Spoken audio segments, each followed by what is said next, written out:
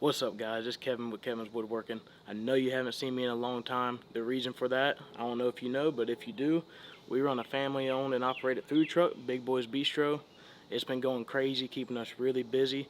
So unfortunately, I haven't had enough time to put out any good woodworking videos for you, but I think I'm going to start changing up my content and make it more like Big Boys Bistro content, give you some food truck vlogs, show you the inside and outs of the food truck, everything like that.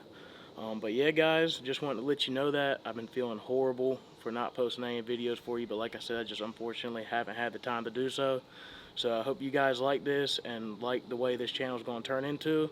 And that's not me saying I'm never going to put up a woodworking video again, because I might pop in a little build or something here and there. Might end up building something for the food truck, who knows. But either way, I just wanted to give you an update, because like I said, I feel bad for not posting anything, but like I said, we have just been so busy. Make sure you go check out Big Boys Bistro Facebook. You can see all the food and everything on there and see how everything's growing on there. And like I said, just be looking into the near videos. We'll catch you.